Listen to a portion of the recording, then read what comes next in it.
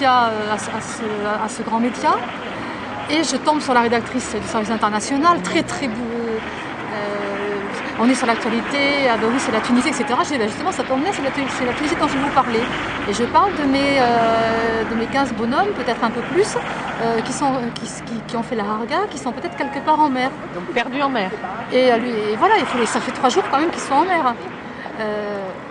Et elle me dit, oui mais attendez, c'est des gens, mais ils sont partis de Tunisie, mais c'est pas des Tunisiens. Je dis, bah si c'est des Tunisiens.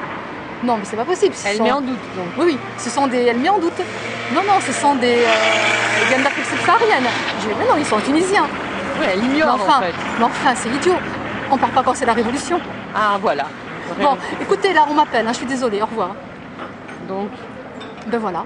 Impossible de parler aux médias de parler français. Non, parce que les médias, ils sont sur l'actualité chaude. L'actualité chaude, c'est quoi? C'est ce que veulent entendre les gens. Donc c'est Ben Ali qui s'est enfui, c'est les petits règlements de compte avec Michel El Diomari qui a effectivement qui voulait envoyer des policiers former les policiers tunisiens. Ça c'était surréaliste.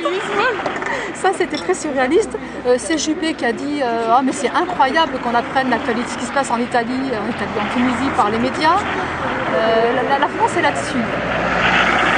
Et puis on montrait effectivement Tunisie avec les manifestations, avec le drapeau, avec les porte-paroles, les femmes, qu'on n'a pas tellement vu d'ailleurs, mais c'était vraiment l'actualité. Et puis Ben Ali, et puis les Trabelsi, et puis alors il y avait alors effectivement on voyait les Trabelsi, les têtes de chacun, ce qu'ils faisaient, etc.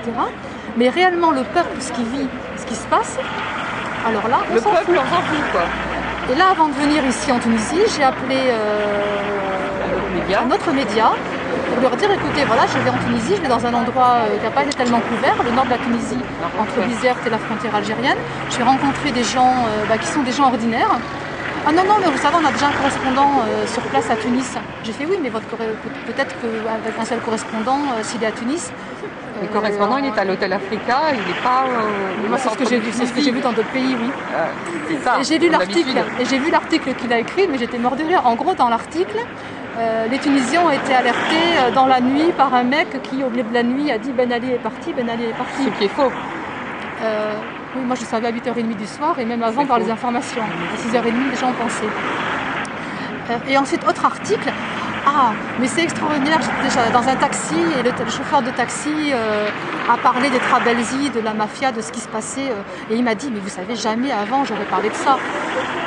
Moi je sais pas, j'en discutais avec un autre Français j'ai discuté avec des tas de gens qui parlaient quand même, qui parlaient de Trabelsi, qui disaient quand même, enfin, il y avait des choses qui pouvaient, les gens s'exprimer. Il y a quelques mois, ouais.